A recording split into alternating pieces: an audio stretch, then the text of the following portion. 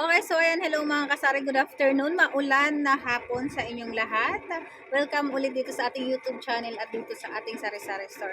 So ayan, hindi ko alam kung ano ba yung sasabihin ko, ah, may bumili kasi dito sa store ng isang items, tapos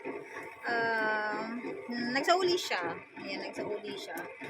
Ah, pag mga ganito talaga dito sa sa tindahan na may bumibili tapos may nagsasauli, tapos ang problema pa doon inabuksan na, um, sobrang lugi tayong mga may mga sari-sari store owner. So may bumili sa akin dito sa tindahan ng pansit canton. So ang binili ay 3 peraso.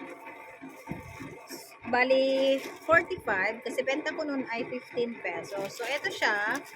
Ayan. Ito yung pansit canton na binili niya. Tapos, ayan o, kita nyo na buksan na siya.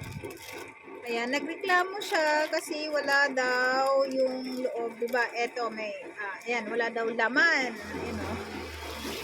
Walang laman itong, ano, ito, wala daw laman. Siguro, 'di ba ano to, yung ano nito, laman nito ay parang oil, tapos tuyo yata ito na oil at saka tuyo yata ang laman nito. Pero mayroon naman seasoning. Ayan, may seasoning siya sa loob. Ayan o, may seasoning siya sa loob. Ayan, so, tatlo, parihas. Walang mga parang oil at saka tuyo. Lahat ay seasoning lang yung nandito. Ayan o.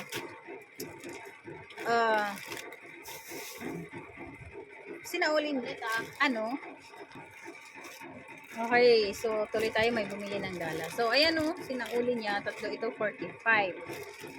So, syempre, tayo na may mga tindahan, tayong mga tendera, hindi naman pwede na hindi natin palitan.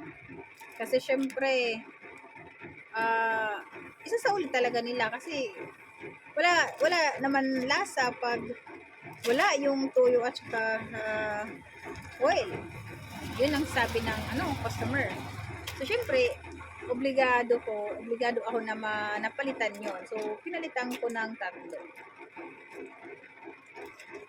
Kaya napaisip ako, ano gagawin ko dito?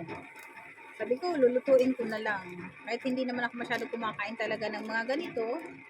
Kaysa naman masayang, may seasoning naman siya. Wala lang tuyo at saka oil. Siguro, pwede naman siguro ito lagyan ng toyo at saka oil. Ang importante may seasoning. Pag mga ganito, mga kasari, mga katendera, ano ba ang gagawin ninyo? Anong gagawin niyo pag may nagsauli sa inyo ng ganito, may nagreklamo sa inyo ng ganito? Bakit ba kasi yung mga ganito, bakit ba kasi madaming palpak, diba? Hindi ito ngayon lang nangyari sa akin, ilang beses na nangyayari po yung ganito. Minsan yung iba, mga butas na talaga yung mga dito. Tapos yung mga toyo tsaka mantika, lumabas na siya, nasayang na siya. Ayan. Minsan ganon. Sana sa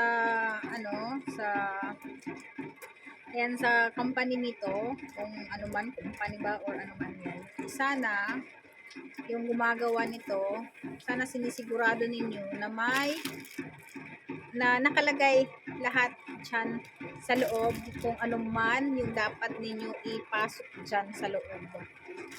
Kasi mahirap din na ganito yung mangyayari. Kasi kami yung logi dito. Kami may mga tindahan. Katulad sa amin, hindi kami makakapag-BO, hindi namin pwede ito ibalik. Hindi ko alam kung may babalik namin, pero I'm sure naman ako na hindi na ito pwede ibalik. So anong gagawin namin? Kakainin na lang namin kasi sayang din naman, diba? 45 pesos itong tatlo, buti ka tatlo lang, diba? So wala ka nang tinubo dito, ang liit ng tubo, tapos nagsauli sa'yo, Ayan, nabawasan na ng 45 pesos ang ano mo, ang tubo mo dito. Kinukuha ko dito ay isang box na mga pansit canton. So, yan. Isang box yung kinukuha ko na pansit canton. Siyempre, hindi ko alam yung loob kung ano, kung ano ba yung kulang dyan. Diba? Hindi natin alam kasi isang case yung kinukuha natin. Ni-stack ko kasi yun, kaya isang case yung kinukuha. Wait lang ha. Ano? Waray? Ayan, wait lang, may nabili. Ano yung mod ko, Gerald? Waray kami ito. Ano, Dallas? Wait, may nabili. Okay, so ayan, balik tayo. May bumili ng sigarilyo ulit. So, asa na ba tayo? So, yun na nga. Wait, may nabili.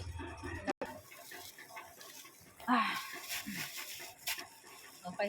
So, yun mga kasaris, balik tayo. Medyo madami na bumili kasi hapon na nga. Magagabi na, 5. Wait, may nabili. 7. Okay, so balik ulit tayo. So, pag ganitong oras, mahirap na talaga mag-vlog. Kasi ito na yung oras na madami na ang bibili. Kasi 'di ba magluluto na yun sila. Okay, so tinatapos ko lang talaga itong ano natin vlog kasi ito, ayan mga pansit canton ay lulutuin namin kasi sayang hindi na pwede bukas pa. Kailangan ngayon lutuin na kasi nabuksan na siya. So kakainin na lang namin yung pansit canton kaysa naman masayang. Lalagyan na lang namin ng tuyo tsaka mantika. Pwede na yun, may seasoning naman. Yun.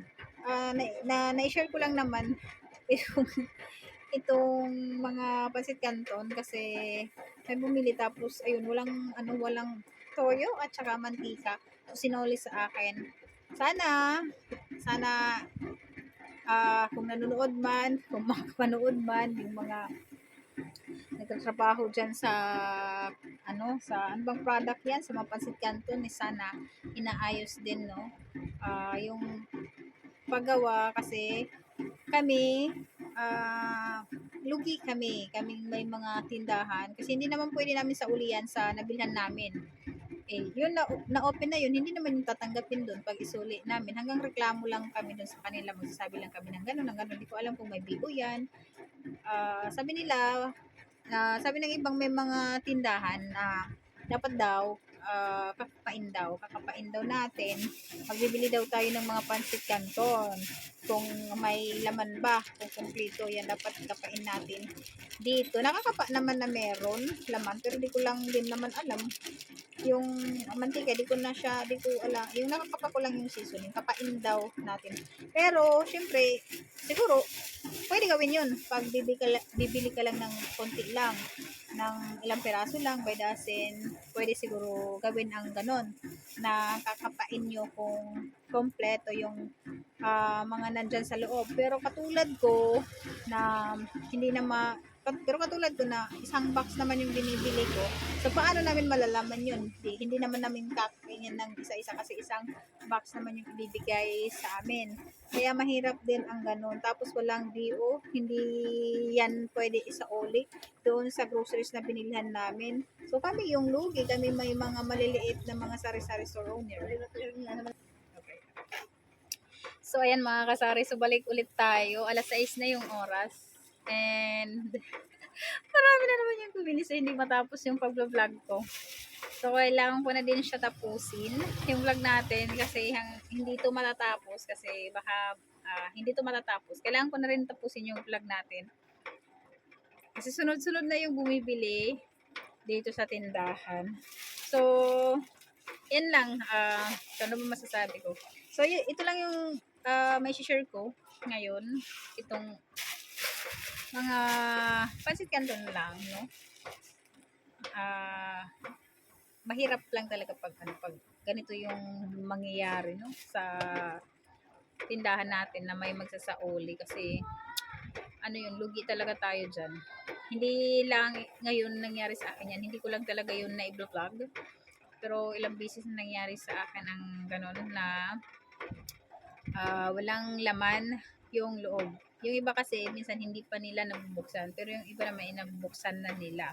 So, kayo mga kasari, ano ba yung ginagawa ninyo pag ganito din yung sitwasyon sa tindahan ninyo na may nagsasaoli din ng mga pansit canton na walang seasoning or walang sauce, yung toyo at saka yung oil. Ano ba yung ginagawa ninyo? So, comment naman kayo dyan sa baba para mabasa ko kung ano yung pwedeng gawin natin para may idea din ako na galing sa inyo. So, yun lang. Sana sa mga gumagawa niyan ng mga pansit canton, sana ayusin sana yung paglagay ng mga seasoning or kung ano man yung dapat ilagay kasi kaming may mga tindahan ay kami yung nalulugi dyan. Hindi naman kasi hindi naman kasi nagpapasauli yung binibilhan namin ng mga groceries, ng mga ganun, pansit canton. Lalo na kami kasi syempre by box. O, hindi namin makikita yun. So, wala kaming ibang magagawa kundi kainin na lang yung mga paninda namin, no? So, kainin na lang talaga natin kasi wala na tayong ibang pwedeng gawin doon. So, lagyan na lang ng tuyo at saka oil kung ano man yung pwede ilagay. At least meron seasoning kasi yung seasoning yata yung pampalasa doon. Okay, so ito lang yung may share ko sa inyo mga kasari, mga tindera. Magandang gabi. And sa mga may bumili ulit ng sinigang at saka bitchin. So, ayan, hanggang dito na lang muna yung vlog ko ngayon. Sana may natutunan din kayo sa vlog natin ngayong gabi. Kasi gabi na. Ayan. Sa mga hindi pa nakasubscribe sa ating YouTube channel, ay subscribe nyo na yung channel natin na Tendera sa Isla kasi ako po ay nag-a-upload ng mga video tungkol dito sa sari-sari store, mga tindahan sari, ganap-ganap dito sa tindahan, mga tips, mga tips, ayan. Subscribe nyo na yung channel natin kung mahilig kayo manood sa mga katulad nito na mga content na mga sari-sari store. Ayan. Maraming salamat sa mga nanonood at nag-subscribe sa ating YouTube channel. Sa mga hindi pa nakasubscribe dyan, ayan, subscribe nyo na yung channel natin.